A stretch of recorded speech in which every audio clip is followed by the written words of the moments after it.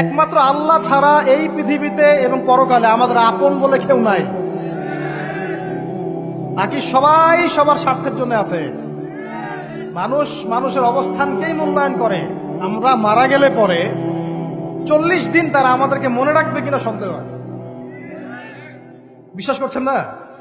এই যে আমাদের অনেক আত্মীয় স্বজন মারা গেছে না, বছরে একটা বারো কি কবরস্থানে কেউ গিয়েছে? হয়তো যায়, মৃত্যুবার্ষিকী ওই দিন যায়, তাই না? দেখেন আমরা কিন্তু আস্তে আস্তে ভুলে গিয়েছি, আমরা ব্যস্ত হয়ে গেছি। ঠিক একইভাবে তারাও আমাদেরকে ভুলে যাবে। এই জন্য আমি বারবার আপনাদেরকে মনে করে একটা কথা, আমার জীবন থেকে উপলব্ধি করি একটা কথা, যে একমাত্র আল্লাহ ছাড়া এই পৃথিবীতে এবং পরকালে আমাদের আপন বলে কেউ নাই। বাকি সবাই সবার স্বার্থের জন্য আছে। মানুষ মানুষের অবস্থানকেই মূল্যায়ন করে। মানুষ মানুষের অবস্থানকেই মূল্যায়ন করে। আল্লাহ রাব্বুল আলামিন আপনার ভিতরটাকে ভালোবাসেন। দেখেন আপনি যখন নামাজ পড়েন নাই, আল্লাহ পাক কিন্তু আপনাকে ধ্বংস করে দেন নাই। আল্লাহ পরম করুণাময় আপনাকে হেদায়েত দিয়ে নামাজি বানিয়ে দিয়েছেন। জীবনে অনেক পাপ করেছেন, ইনস্ট্যান্ট আল্লাহ পাক শাস্তি দিতে পারতেন, আল্লাহ পাক দেন নাই। আল্লাহ আপনাকে ভালোবাসেন, আল্লাহ আমাকে ভালোবাসেন। আল্লাহ পাকের এই ভালোবাসার ঋণটা শোধ করার জন্য হলেও নামাজি হয়ে যান, আল্লাহর পথে ফিরে আসেন, দিনের জন্য কিছু করেন, দিনের ফিকির করেন, পড়াশোনা করেন। প্রিয় ভাইরা, আল্লাহ পাক তৌফিক দান করুন। দেখুন, এই রিবা থেকে দূরে থাকার জন্য একটা হাদিস যথেষ্ট, যে 4 শ্রেণীর মানুষকে আল্লাহ রাসূল সাল্লাল্লাহু আলাইহি ওয়াসাল্লাম লাআনত করেছেন, অভিশাপ দিয়েছেন। ইনশাআল্লাহ আজকের লেকচার যাদের কানে যাবে, আমরা যদি না খেয়েও মরে যাই, আল্লাহ পাক না খেয়ে মারবেন না ইনশাআল্লাহ। রিজিক আছে, খাবো ইনশাআল্লাহ।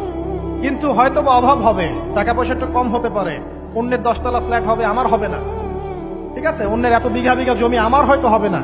কিন্তু ইনশাআল্লাহ তাআলা এই যে দুনিয়ার মুসাফিরের জীবনটা, এটা মুসাফিরের জীবন না? মুসাফিরের জীবনটা কেটেই যাবে ইনশাআল্লাহ। কাটবে না? যে কোনো ভাবে কেটে তো যাবেই ইনশাআল্লাহ। এই যে পরকালের জীবনটা একটা চেতনার শক্তি, জানেন?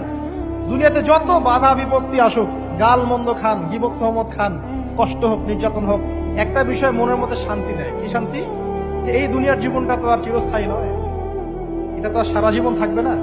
ইনশাআল্লাহ এই অবস্থা আস্তে আস্তে পরিবর্তন হয়ে যাবে। ফাইন্না মাআল উসরি ইউসরা, পরকালে ইনশাআল্লাহ পাবো। দুনিয়াতে না পেলে কি হয়েছে, পরকালে পাবো ইনশাআল্লাহ। যুবক ভাই, এসব জেনা ছেড়ে দেন, আল্লাহ রাব্বুল আলামিন আপনার জন্য হুর রেখেছেন জান্নাত, ইনশাআল্লাহ পাবেন ইনশাআল্লাহ। এটা ছেড়ে দেন, সুদ ছেড়ে দেন, আল্লাহ পাক আপনার জন্য হাউজে কাউসার রাখছে ইনশাআল্লাহ, ঠিক আছে? অন্যায় পাপ ছেড়ে দেন, আল্লাহ রাব্বুল আলামিন আপনার জন্য জান্নাত রেডি করে রাখছে ইনশাআল্লাহ। এই দুনিয়ার জীবনটা ধোঁকা, একটা ছোট্ট জীবন, পুরা ধোঁকা, কিচ্ছু নাই এর মধ্যে। আমার কথা শোনেন, এই দুনিয়ার জীবনে কিছুই নাই। চারপাশে অনেক কিছু মনে হবে, আপনার বাড়ি আছে, গাড়ি আছে, স্ট্যাটাস আছে, টাকা পয়সা, প্রতিপত্তি সব আছে। আদতে আপনি একা, আদতে আপনাকে একাই কবরে যাওয়া লাগবে, একাই আল্লাহর সাথে হিসেব নিকাশ দিতে হবে, কেউ নাই সাথে। আমাদের সাথে